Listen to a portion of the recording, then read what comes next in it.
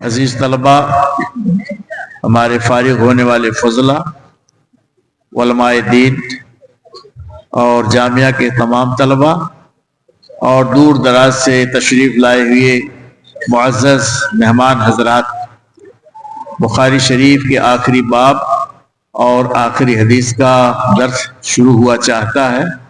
میں امید کروں گا اپنے شاگرد عزیز محمد سلمان سے کہ وہ مطالعہ پڑھیں۔ السلام علیکم ورحمۃ اللہ وبرکاتہ۔ اعوذ باللہ من الشیطان الرجیم، بسم اللہ الرحمن الرحیم۔ باب قول الله وذكر الموازين إلا يوم القيامة وإنها من آدم وقوله يوزن وقال فلان الإسلام الأمر بالربوبية ويقال قسط الرحمن المغفر وهو الآمر وأما القائل هو الجاهل. حدثنا أحمد بن إسحاق قال حدثنا محمد بن كريم عن معاذ بن الخطاب عن أبي هريرة رضي الله تعالى عنه قال قال النبي صلى الله عليه وسلم: كلمتان حبيبتان إلى الرحمن خفيفتان عن اللسان ثقيلتان في الميزان سبحان الله وبحمده سبحان الله العظيم.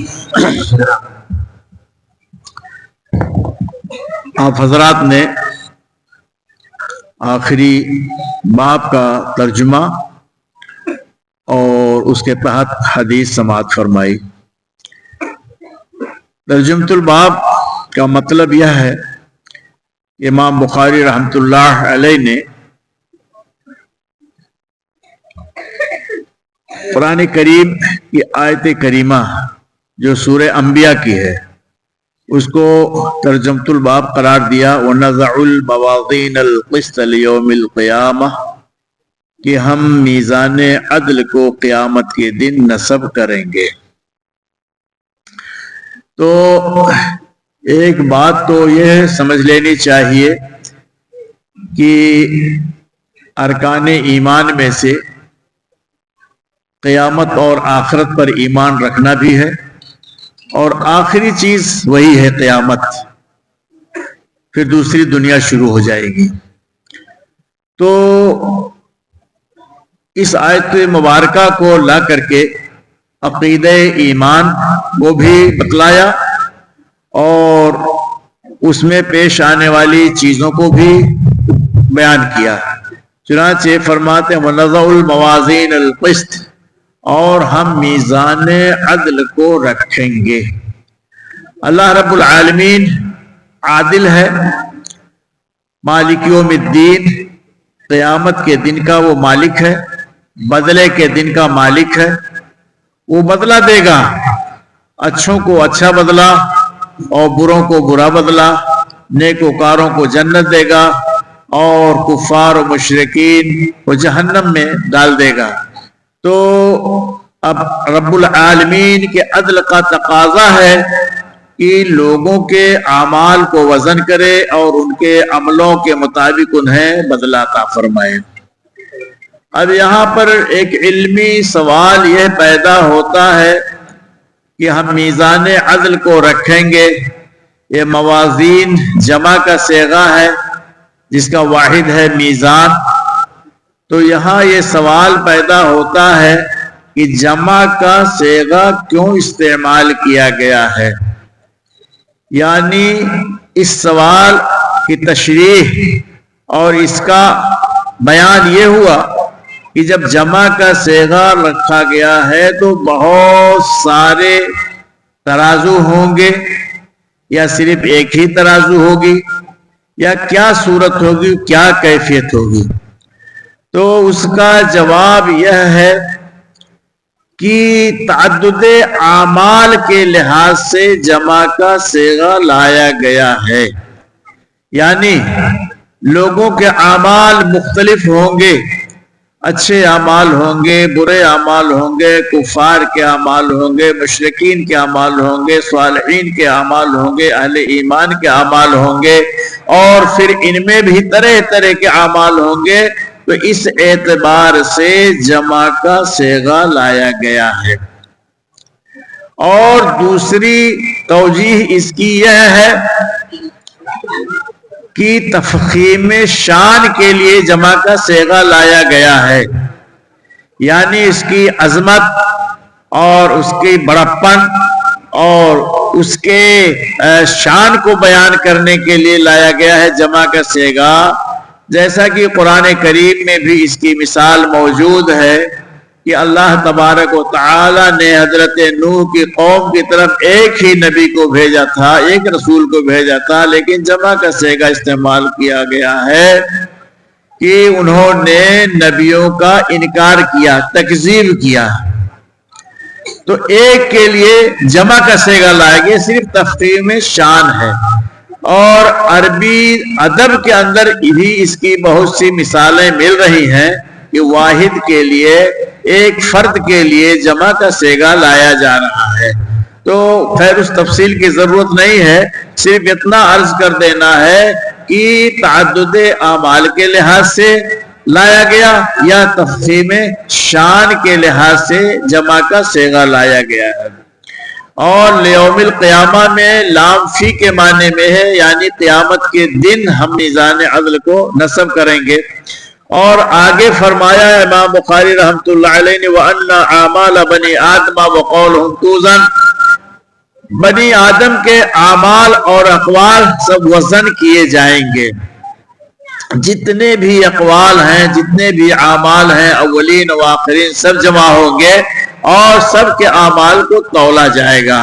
یہاں بھی ایک سوال یہ پیدا ہوتا ہے کہ جب اتنی بڑی تعداد میں لوگ وہاں اکٹھا ہوں گے، اولین و آخرین تمام کے تمام نامعلوم، دنیا کی عمر کتنی ہوگی اور کب قیامت قائم ہوگی، تو جب سے آدم علیہ السلام اس روئے زمین پر بھیجے گئے اس وقت سے لے کر کے قیامت قائم ہونے تک اہل ایمان بھی ہوں گے، مشرکین بھی ہوں گے، کفار بھی ہوں گے، ہنود بھی ہوں گے، یہود بھی ہوں گے، نصارہ ہوں گے، مجوسی ہوں گے، دہریہ ہوں گے، نامعلوم کتنے لوگ ہوں گے، تو سب کے اعمال کو کیسے تولا جائے گا؟ اس کا جواب سلف نے یہ دیا ہے کہ دنیا کے جو ایام ہیں، دنیا کے جو روز و شب ہیں یہ، اور قیامت کا جو دن ہے اس میں فرق ہے۔ انہیں قیامت کے دن کو دنیا کے روز و شب پر قیاس نہ کیا جائے، اس لیے کہ قیامت کا دن وہ دنیا کے حساب سے 50,000 سال کے برابر ہوگا۔ اور دوسری بات یہ ہے کہ اللہ رب العالمین بہت قادر ہے، ہر چیز پر قادر ہے، اس کی قدرت بڑی وسیع ہے، تو اس کے لیے لاکھوں، کروڑوں، اربوں، خربوں، نامعلوم کتنے لوگ ہوں گے، ان کے اعمال کو وزن کرانا کوئی مستبعد چیز نہیں ہے، کوئی بڑی چیز اس کی قدرت سے نہیں ہے، سب کچھ اس کے قدرت میں ہاتھ میں ہے۔ اور اس چیز کو تو ہم لوگ آج دیکھ رہے ہیں، تو ہلکا سا اشارہ کہ کمپیوٹر کی ایجاد سے وہ حساب جو 3-3، 4-4 صفحے میں نہیں ہو پاتا تھا اور گھنٹوں لگ جاتا تھا، وہ سیکنڈوں کے اندر وہ حساب حل ہو جاتا ہے۔ تو یہ کیسے ہو رہا ہے؟ یہ کمپیوٹر کی برکت ہے۔ ایسے ہی سمجھ لیجئے، سمجھنے کی حد تک کہہ رہا ہوں کہ دن قیامت کے اللہ رب العالمین کی قدرت سے کچھ بعید نہیں ہے کہ وہ ان کو جو ہے ایک ہی دن کے اندر سارے حساب کتاب کو نپٹا دے گا۔ اور دوسری بات یہ ہے کہ قدیم زمانے میں بھی معتزلہ ایک فرقہ گزرا، معتزلہ نے اس کا انکار کیا تھا کہ اعمال کو کیسے تولا جائے گا، اس لیے کہ اعمال یہ آراز ہیں، یہ جوہر نہیں ہے، اصل نہیں ہے، بلکہ اصل کے ساتھ مل کر جو چیز پائی جاتی ہے وہ عرض ہوتی ہے، جیسے دودھ کے ساتھ سفیدی ہے، چونے کے ساتھ سفیدی ہے، وغیرہ وغیرہ اس طرح سی چیزیں، تو ان کو کیسے تولا جائے گا؟ تو سلف نے اس کا بھی جواب دیا ہے، دو طرح سے جواب اس کا دیا گیا ہے۔ ایک تو یہ کہ حقیقتاً ان کو تولا جائے گا اور اللہ رب العالمین انہیں جسم عطا فرما دے گا، تو جسم اگر عطا کر دیا تو ان کا تولنا کوئی بھی مشکل نہیں، کچھ مستبعد نہیں ہے۔ اور دوسرے یہ کہ اللہ رب العالمین انہیں اللہ رب العالمین جو صحائف ہیں جن پر نامۂ اعمال لکھے جاتے ہیں، ان صحائف کو تولنے کا حکم دے گا اور ان کو تولا جائے گا۔ تو اس طرح سے یہ بہت آسان چیز ہے، سمجھ میں آرام سے آ جاتی ہے، آسانی سے آ جاتی ہے، کوئی چیز مشکل نہیں ہے۔ اب اگر کوئی نہ سمجھنا چاہے تو اس کے لیے کوئی علاج نہیں ہے۔ وقال مجاہد القسطاس العدل بالرومیہ، امام مجاہد ایک بہت مشہور تابعی ہیں، انہوں نے اس لفظ کا معنی بیان کیا۔ القسطاس یہ رومی زبان کا لفظ ہے، رومی زبان کا لفظ ہے، اور قرآن کریم میں بہت سارے عجمی الفاظ آئے ہوئے ہیں۔ حافظ ابن حجر عسقلانی رحمہ اللہ جو اس بخاری شریف کے شارح ہیں، انہوں نے یہ جواب دیا ہے کہ اللہ تبارک و تعالیٰ نے قرآن کو عربی زبان میں نازل کیا ہے، تو پھر اس کے اندر عجمی الفاظ کیسے آ گئے ہیں؟ تو وہ جواب دیتے ہیں کہ جب قرآن نے اس کو استعمال کر لیا تو اس کی عجمیت ختم ہو گئی، وہ لفظ عربی ہو گیا ہے، لہذا اس پر کسی کو کوئی اعتراض نہیں ہونا چاہیے۔ اور فرماتے ہیں امام بخاری القسط مصدر المقسط، یہ لفظ قسط جو آیت کریمہ کے اندر آیا ہوا ہے یہ مقسط کا مصدر ہے، اور اس کا معنی ہوتا ہے عادل۔ وَأَمَّا الْقَاسِطُ فَهُوَ الْجَائِرُ، لیکن اگر قسط سے قاسط لایا جائے تو اس کا معنی ہو جائے گا جائز، ظلم کرنے والا، زیادتی کرنے والا۔ یہاں پر ایک اعتراض بعض لوگوں کی طرف سے ان کی ناسمجھی کی وجہ سے پیدا کیا گیا ہے۔ وہ یہ اعتراض کیا ہے کہ امام بخاری رحمت اللہ علیہ کو عربی کی سمجھ کم تھی، قلت عربیت کا الزام ان کے اوپر عائد کیا گیا ہے۔ دراصل ہمیشہ سے امام بخاری رحمت اللہ علیہ کے کچھ حاسدین رہے اور ان سے حسد اور جلن کرتے رہے، اسی طرح سے جو ان کی کتاب ہے ان کی کتاب سے بھی حسد اور جلن لوگ کرتے رہے تاکہ امام بخاری کا مرتبہ گھٹ جائے، کم ہو جائے، ان کی کتاب الجامع الصحیح للبخاری کا مرتبہ گھٹ جائے۔ چنانچہ آپ لوگوں کو معلوم ہوگا کہ بہار کے ایک صاحب نے صحیح البخاری کی جگہ پر صحیح البہاری تیار کیا تھا، لیکن آج اس کا نام تک لوگ نہیں جانتے کہ صحیح البہاری بھی کوئی کتاب تالیف کی گئی تھی۔ تو یہ سب لوگ حسد اور جلن کی وجہ سے ایسا کرتے چلے آئے ہیں۔ تو یہ اعتراض یہ کیا گیا ہے کہ امام بخاری رحمت اللہ علیہ نے قسط کو مقسط کا مصدر کیسے قرار دیا، جبکہ وہ مجرد ہے اور وہ مزید فی ہے، اور جو مزید فی ہے اس کا مصدر اقصار آنا چاہیے۔ تو امام بخاری سے گویا چوک ہوئی ہے نعوذ باللہ کہ انہوں نے اس کو قسط کہہ دیا۔ اس کا جواب تمام اہل علم نے دیا، حافظ ابن حجر عسقلانی نے بھی دیا ہے اور دیگر بخاری شریف کے شارحین نے دیا ہے، جس کا خلاصہ میں عرض کرتا ہوں۔ وہ یہ کہہ رہے ہیں کہ دیکھیے یہ سمجھ کا فیر ہے، امام بخاری رحمت اللہ علیہ نے اصل مادے کی طرف اشارہ فرمایا ہے، اصل مادے کی طرف اشارہ فرمایا ہے کہ گویا مصدر کا یہ مصدر ہے، نہ کہ وہ سمجھ نہیں پائے ہیں۔ تو امام بخاری رحمت اللہ علیہ بالکل حق پر ہیں، اور ان کا مقصد یہ ہے کہ وہ مجرد ایوب مادہ جس سے زوائد کو حذف کر دیا گیا ہو، اور اسی قسط کو جب باب افعال میں لایا جاتا ہے تو اس کی ایک خاصیت یہ ہے کہ یہ جو ہے مادے کو تبدیل کر دیتا ہے، ختم کر دیتا ہے۔ تو قسط کے معنی ہوتا ہے ظلم اور جور، لیکن جب اسی کا مصدر قسط آ گیا اور باب افعال میں لے گئے اقسطا یقسطو اقساط، تو اس کا مطلب ہو گیا کہ ظلم کو زائل کر دیا گیا، ظلم کو ختم کر دیا۔ جب ظلم ختم ہو گیا تو عدل باقی رہ گیا۔ تو اس کی طرف امام بخاری رحمۃ اللہ علیہ نے اشارہ فرمایا ہے، نہ کہ وہ سمجھ نہیں پائے ہیں۔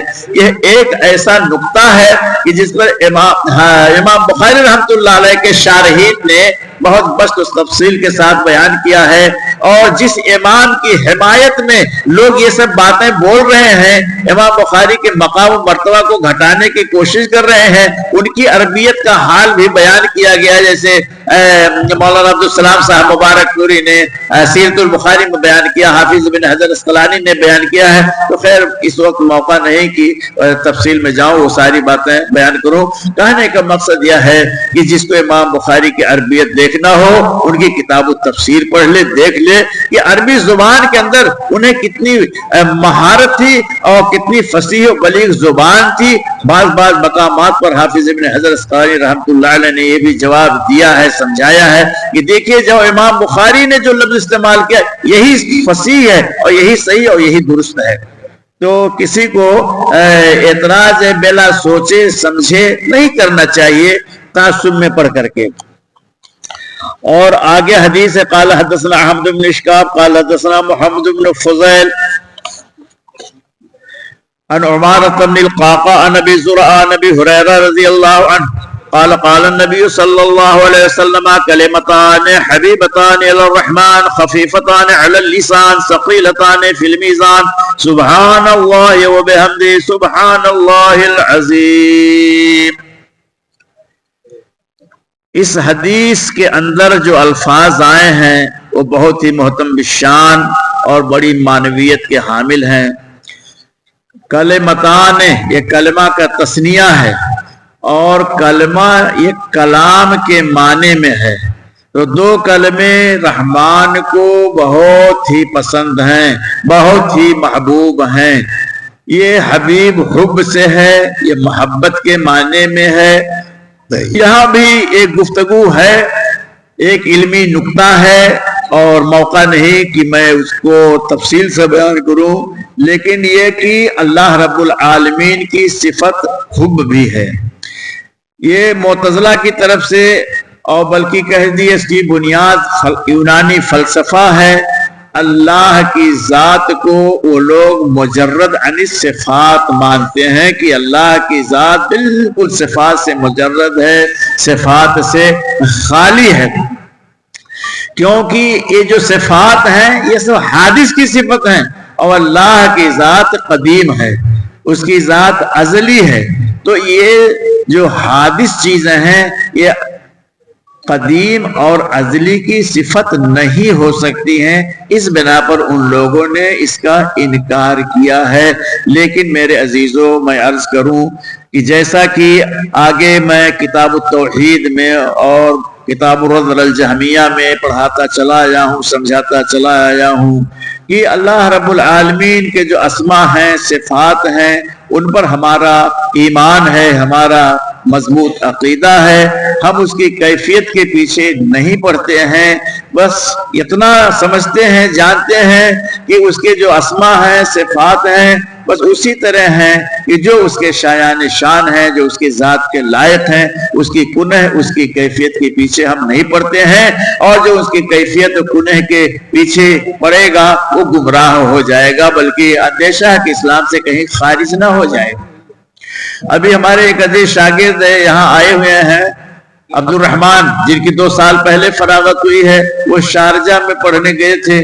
انہوں نے بتایا کہ وہاں صوفیت کی کتابیں داخل ہیں نصاب کے اندر، اور پورے طور سے اللہ کے اسماء و صفات کا وہ انکار کر رہے ہیں، اور وہی پڑھاتے ہیں بچوں کو، پورے طور سے اسماء و صفات کا انکار کر رہے ہیں۔ تو وہ یونانی فلسفے کا اثر ہے کہ مسلمانوں میں بھی وہ چیز داخل ہو گئی ہے۔ یہ معتزلہ نے بھی انکار کیا، اور صرف معتزلہ ہی پر بس نہیں ہے، اور ہمارے اسی بر صغیر کے اندر ہمارے اہل سنت مسلمانوں میں سے کچھ لوگ ایسے بھی ہیں جو 2-3 اللہ کے صفات کو، اسماء کو چھوڑ کر باہری سب کا انکار کرتے ہیں کہ نہیں، کچھ نہیں ہے، وہ کچھ نہیں۔ اشعری، ماتریدی جو فرقے پیدا ہوئے ہیں، ان لوگوں نے اللہ رب العالمین کے اسماء اور صفات کی تعویل کر ڈالی ہے۔ یہ گنجائش نہیں کہ اس کی تفصیل میں جاؤں۔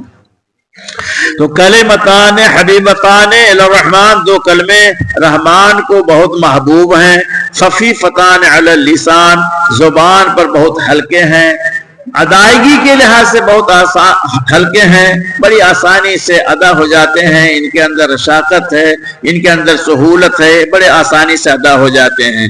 ثقیلتان فی المیزان، اور یہ میزان میں دونوں بہت ہی وزنی ہیں، بہت بھاری ہیں۔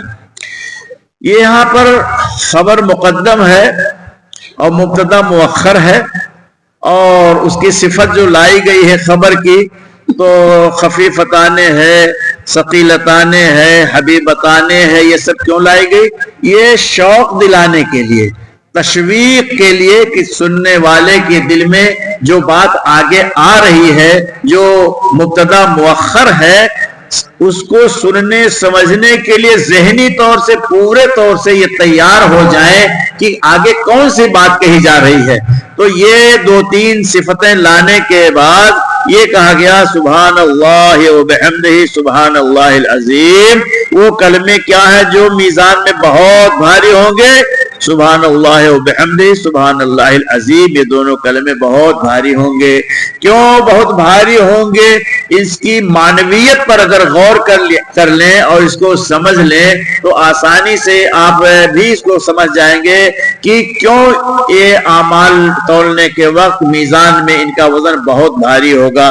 وہ یہ ہے کہ سبحان یہ کلمہ تنزیہ ہے، اللہ کی پاکی کا بیان اس میں ہو رہا۔ اللہ رب العالمین پاک ہے، کس چیز سے پاک ہے؟ تمام طرح کے عیوب سے، تمام طرح کے نقائص سے، جتنے بھی عیوب اور جتنے بھی نقائص ذہن میں آ سکتے ہیں، جن کو سوچا جا سکتا ہے، ان سب سے اللہ رب العالمین پاک ہے۔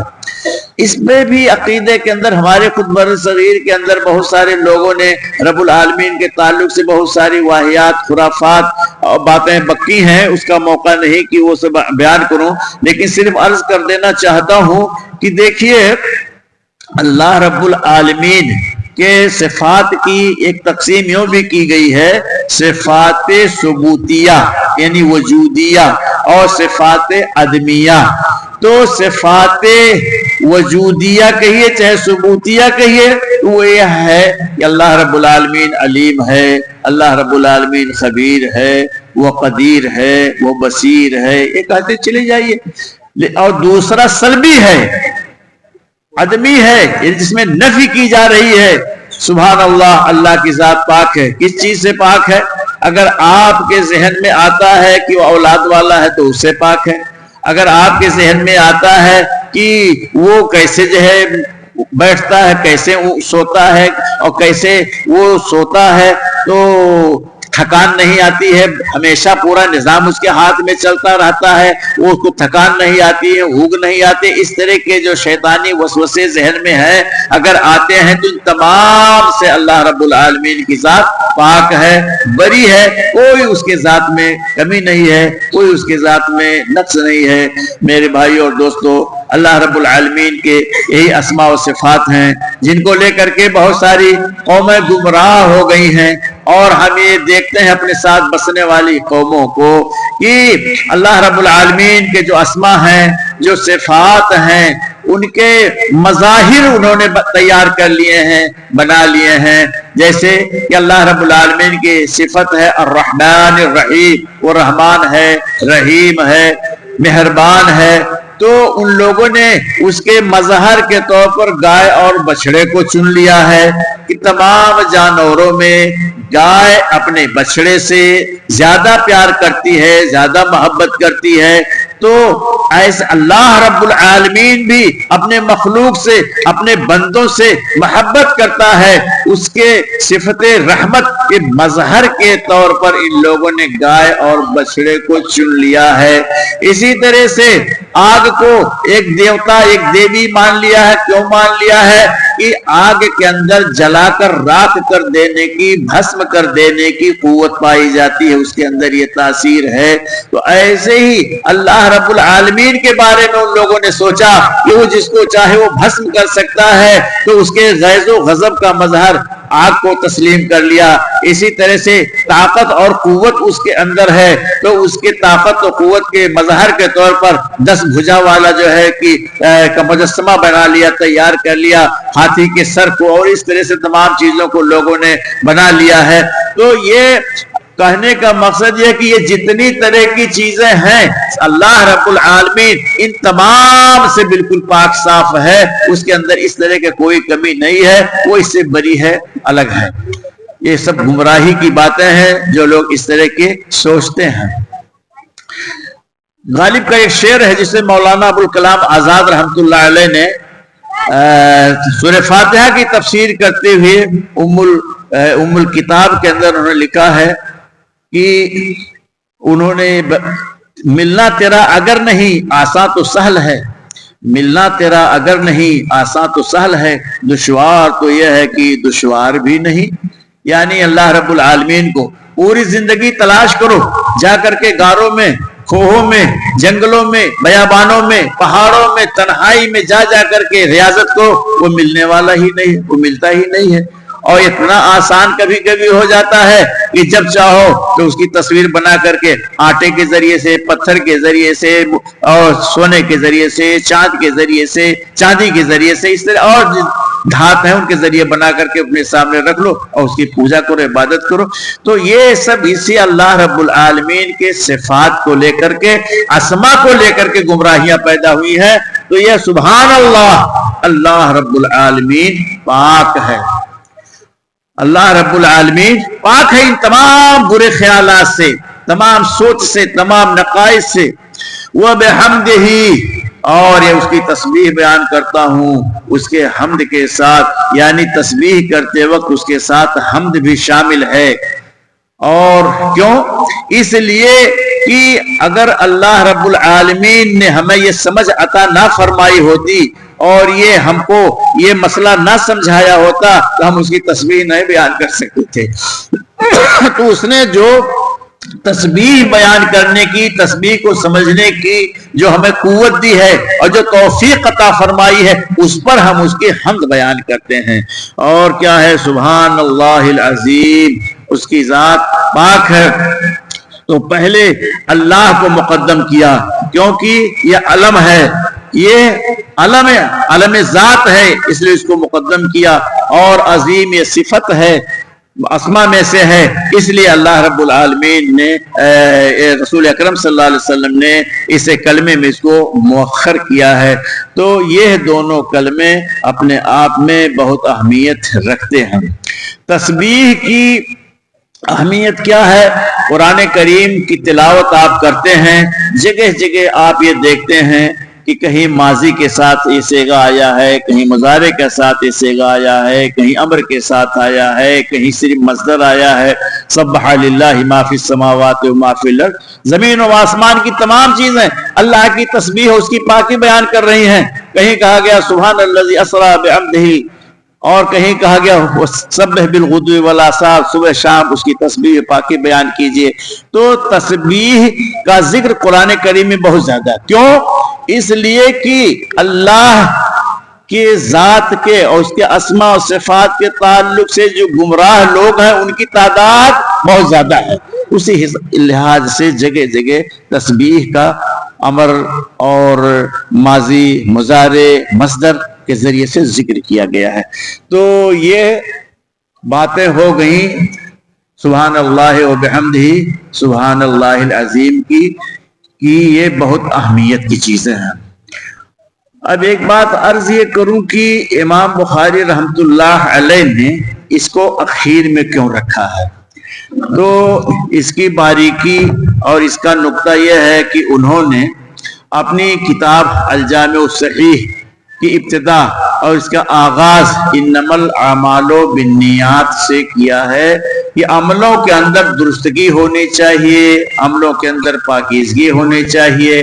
اگر عمل درست نہیں ہے تو اس پر کوئی اجر و ثواب نہیں ملے گا. دکھاوے کے لیے ہے, ریا نمود کے لیے ہے, شہرت کے لیے ہے, تو جیسی نیت ویسی برکت. اس لیے چاہے بخاری شریف جیسی کتاب پڑھنا ہو, چاہے قرآن کریم کی تلاوت کرنی ہو, چاہے کوئی اور دینی کام کرنا ہو, صدقہ خیرات کرنا ہو، اس میں نیت کی پاکیزگی بہت ضروری ہے۔ اللہ رب العالمین کے لیے یہ سب کام ہونا چاہیے۔ اس کے بعد امام بخاری رحمۃ اللہ علیہ نے کتاب الوحی کو رکھا، کیونکہ وحی کے ذریعے ہی دین ہم کو ملا ہے، شریعت ہم کو ملی ہے۔ اگر وحی کا نزول نہ ہوا ہوتا تو دین کیا ہے، شریعت کیا ہے، اللہ کیا ہے، اس کی ذات کیا ہے، اس کے اسماء و صفات کیا ہیں، ان سب چیزوں کی معرفت قطعی ہم کو نہیں ہو پاتی۔ تو وہاں انہوں نے کتاب الوحی کو رکھا ہے، باب کیف کان بدء الوحی۔ اس کے بعد دیگر تمام مسائل معاملات بیان کرتے چلے آئے ہیں، اور لاسٹ میں آ کر کے اس حدیث کو رکھا ہے، اس کو بیان کیا ہے، اس کو ذکر الہی کے طور پر لائے ہیں، اور اعمال کے تولنے کا ذکر کیا گیا ہے کہ جب دنیا فنا ہو جائے گی تو آخرت میں لوگ اکٹھا ہوں گے، تو کامیابی اور ناکامی کا پتہ کیسے لگے گا کہ کس کی زندگی کامیاب ہے اور کس کی زندگی ناکام ہے؟ تو جب اعمال وزن کیے جائیں گے، تولے جائیں گے، تو اسی سے یہ پتہ چل جائے گا کہ کس کی زندگی کامیاب ہے، کس کی ناکام ہے۔ ایک نکتہ اور حافظ ابن حجر عسقلانی رحمہ اللہ نے اس میں بیان کیا ہے کہ وہ لکھتے ہیں کہ بہت کم ہی لوگوں نے اس پر تنبیہ کیا ہے، بہت کم لوگ اس سے آگاہ ہو سکے ہیں۔ وہ یہ کہ امام بخاری نے جو کتاب توحید بیان کیا ہے، ہر باب میں جو آخری حدیث آئی ہے، ہر باب کے ہر آخری حدیث کے اندر جو ہے خاتمے کا ذکر ہو رہا ہے۔ تو ایسے یہاں بھی باب سے اور حدیث آخر میں ہو، چاہے متن حدیث کے درمیان میں کوئی لفظ آیا ہوا ہو، اس میں اختتام سے کے تعلق سے کوئی نہ کوئی بات آ جاتی ہے۔ تو یہاں یہ بتا رہے ہیں کہ اس میں بہت ہی ایک اہم نقطہ یہ ہے کہ سبحان اللہ و بحمدہ پر حمد پر ختم کیا ہے، اور جس کی زبان اللہ رب العالمین کے حمد سے تر ہو تو اس کا کیا پوچھنا۔ آخری چیز جو آدمی دنیا سے جائے سبحان اللہ و بحمدہ سبحان اللہ العظیم یا ذکر الہی کرتا ہوا چلا جائے تو اس کی زندگی کامیاب تصور کی جائے گی۔ اور وہ اس آیت کی طرف اشارہ ہے کہ جنتی جب جنت میں جائیں گے تو آخر دعواہم ان الحمدللہ رب العالمین، یہ آیت مبارکہ پڑھتے ہوئے چلے جائیں گے۔ تو اس کی طرف امام بخاری رحمۃ اللہ علیہ نے خاص طور سے اشارہ کیا۔ یہ حافظ ابن حجر رحمہ اللہ نے ایک نکتہ بیان فرمایا ہے۔ عزیزو، اب میں آپ لوگوں سے ایک بات یہ عرض کرنا چاہتا ہوں کہ آپ لوگوں نے الجامع الصحیح للبخاری جیسی محترم الشان عظیم الشان کتاب کا درس لے لیا۔ یہ تو آپ بہت سن چکے اور پڑھ چکے کہ یہ کیا ہے، اصح الکتب بعد کتاب اللہ البخاری، کی روئے زمین پر اللہ کی کتاب کے بعد سب سے صحیح تر کتاب بخاری ہے۔ اس سے بڑھ کر اس سے اہم کوئی کتاب نہیں ہے۔ تو اس کتاب کے بہت ساری جو خصوصیات ہیں اس میں سے ایک یہ ہے کہ امام بخاری رحمۃ اللہ علیہ نے اس کو ایک منہاج قرار دیا ہے، زندگی کے لیے ایک معیار بیانہ ہے، ایک منہاج، ایک طریقہ مقرر کیا ہے کہ پورا کا پورا دین اسلام اسی کے اندر سمویا ہوا ہے، اسی پر چلو، اسی پر عمل کرو تو تمہاری زندگی پوری کی پوری زندگی اسلامی زندگی ہوگی، اللہ کی مرضی کے مطابق ہوگی، رسول اللہ صلی اللہ علیہ وسلم کی لائی ہوئی شریعت اور دین کے مطابق تمہاری زندگی ہوگی۔ تو ایک منہاج ہے۔ اسی لیے یہ امام بخاری رحمۃ اللہ علیہ نے ایک طرف جہاں زیادہ حق کو اجاگر کیا ہے اور جہاں حق کو ظاہر کیا ہے اور اس کو مدلل کیا ہے، وہیں جو لوگ بھٹکے ہیں، گمراہ ہوئے ہیں، گمراہوں پر نکیر کیا ہے، ان کا رد کیا ہے، ان کی تردید کیا ہے، یا جو لوگ سنت سے انحراف کرتے نظر آ رہے ہیں ان سب کا انہوں نے مواخذہ کیا ہے اور ان سب کا تعاقب کیا ہے اور بھرپور انداز میں تعاقب کیا ہے۔ اس کی موٹی سی مثال آپ لے لیجئے، کتاب الحیل ہے، کتاب الاکراہ ہے، جہاں قال بعض الناس قال بعض الناس قال بعض الناس کر کے لا رہے ہیں۔ تو جہاں سنت رسول کو پسے پشت ڈالا جا رہا ہے ان تمام جگہوں پر امام بخاری رحمۃ اللہ علیہ نے تردید کیا ہے اور تعاقب کیا ہے۔ تو عرض یہ ہے کہ بخاری شریف जैसी अजीम शान किताब का आपने दर्स लिया है। यह किताब क्या है? हुर्रियत फिक्र, आजादी फिक्र की दावत दे रही है कि तुम्हें दीन और शरीयत के मामले में आजाद रह करके सोचना होगा। और वो आजाद रहने का क्या मतलब है? सिर्फ और सिर्फ किताबुल्लाह और सुन्नत रसूलुल्लाह को मेयार बनाओ, उसी को अपना मिनहाज बनाओ, उसी को मनहज बनाओ और उसी के मुताबिक चलो। चाहे अमल करना हो, चाहे मसाइल का इस्तिखराज इस्तिंबात हो, चाहे फुक़ाहत हो, हर चीज में उसी के मुताबिक चलोगे तो कामयाब होगे। वरना अगर तुमने भूल भुलैयों को अपनाया, तकलीद शख्सी में गए और इस तरह से फ़िक़्ह अहलुर राय में गए तो भटक जाओगे, इधर उधर हट जाओगे। तो इससे दूर रहो और इसी को अपना मिनहाज बनाओ। यकीनन ये बात अपने आप में बहुत सही है, बिल्कुल दुरुस्त है कि अल-जामे सहीह लिल बुखारी को हिफ्ज़ जान बना लिया जाए तो गुमराही का कहीं भी जर्रा बराबर शायबा नहीं। और जहां तक फुक़ाहत की बात है तो क़यामत तक पेश आने वाले जितने भी मसाइल होंगे सबका हल इस अल-जामे सहीह लिल बुखारी के अंदर मौजूद है। चुनाचे आपने पढ़ा होगा किताब तहारा के अंदर, किताब सलात के अंदर कि बाब इसका कि आदमी जब न पानी पाए और जब न मिट्टी पाए, तो उस जमाने में शायद ये बात किसी के जहन में आ सकती रही हो कि अगर आदमी पानी नहीं पाता तो ना पाए, मिट्टी कैसे नहीं पाएगा, जमीन ही पे तो रहेगा। लेकिन आज ये मसला सामने आ गया कि आदमी हवाई जहाज में जा रहा है, हवाई जहाज में पानी भी नहीं है, मिट्टी भी नहीं है, तो कैसे वो वजू करे, कैसे तयम्मुम करे, कैसे नमाज पढ़ेगा। इसी तरह से जो खलाओं में चले जाते हैं, 2-2 महीना 3-3 महीना जा करके खला में रह जाते हैं, उनके पास पानी भी नहीं है, मिट्टी भी नहीं है, तो वो अगर मुसलमान हैं, अहले ईमान में से हैं, तो कैसे वो वजू करेंगे, कैसे तयम्मुम करेंगे? सारा हल तो बुखारी शरीफ के अंदर मौजूद है। तो क़यामत तक के लिए तमाम मसाइल का हल इस अल-जामे सहीह लिल बुखारी के अंदर मौजूद है।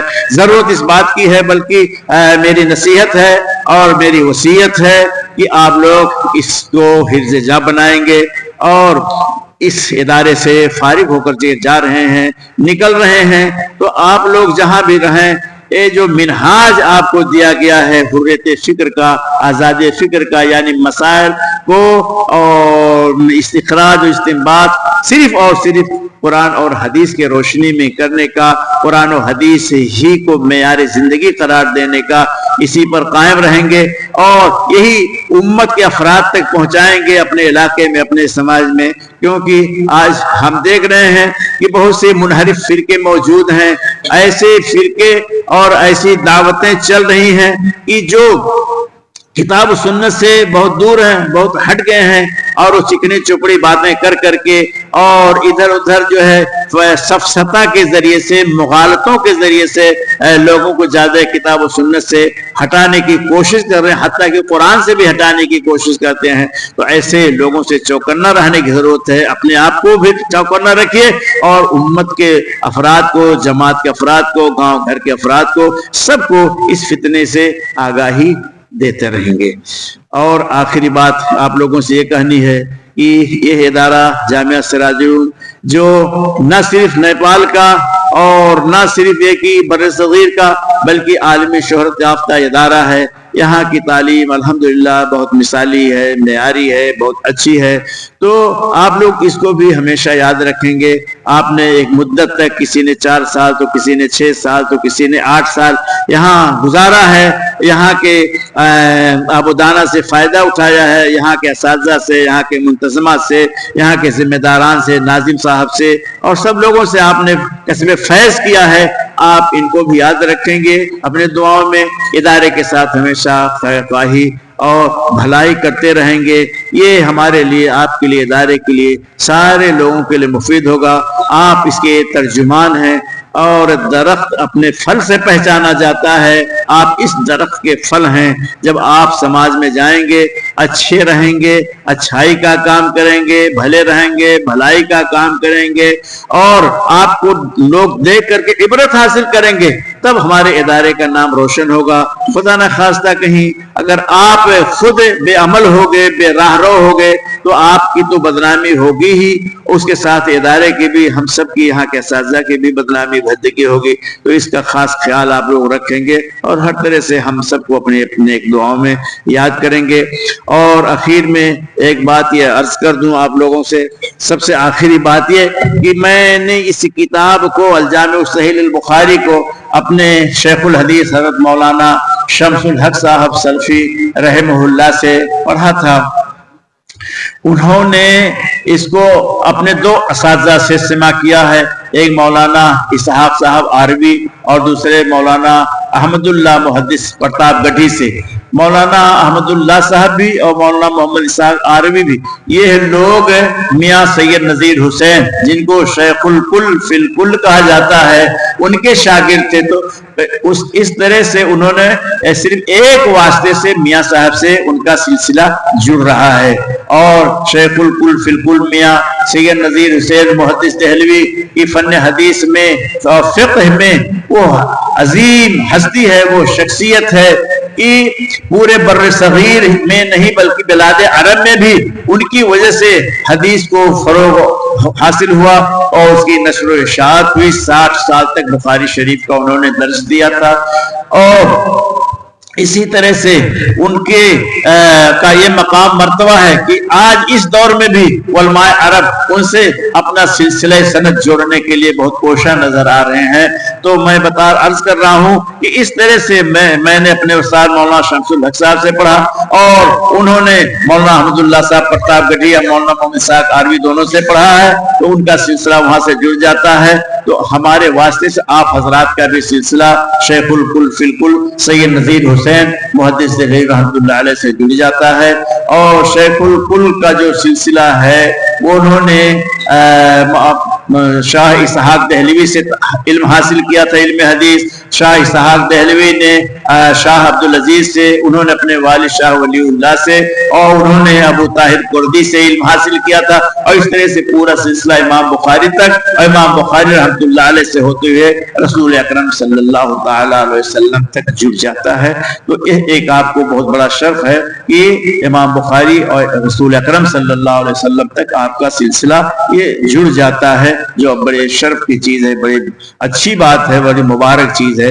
اسی کے ساتھ میں آپ سب کے اچھی خوشگوار مستقبل کی دعا کرتا ہوں اور اس بات کی دعا کرتا ہوں کہ اللہ رب العالمین آپ لوگوں کو نیک اور صالح بنائے، اور جو علم آپ لوگوں نے حاصل کیا ہے رب العالمین دنیا آخرت میں اس کو آپ سب کے لیے ہمارے لیے اکثر نفع بخش بنائے، اور آپ لوگ بھی ہم سب کو اپنی دعاؤں میں یاد رکھیں گے. وآخر دعوانا ان الحمدللہ رب العالمین. اسی کے ساتھ میں آپ لوگوں کو پھر مبارکباد دیتا ہوں. بھول گیا آپ کے والدین اور آپ کے اقربا جنہوں نے آپ کو تعلیم دلائی، آپ کے لیے ہر طرح سے انہوں نے اپنی گاڑی کمائی خرچ کیا ہے، ان سب کو میں مبارکباد دیتا ہوں. یہاں کے اساتذہ کرام کو، یہاں کے انتظامیہ کو، ذمہ داران کو، سب جن لوگوں نے آپ کو سنوارنے میں، بنانے میں جد و جہد کی ہے اور اپنی فکر، اپنی کمائی، اپنی محنت لگایا ہے، ان سب کو مبارکباد دیتا ہوں. دعا کرتا ہوں اللہ تعالیٰ سب کو خیر برکت سے نوازے.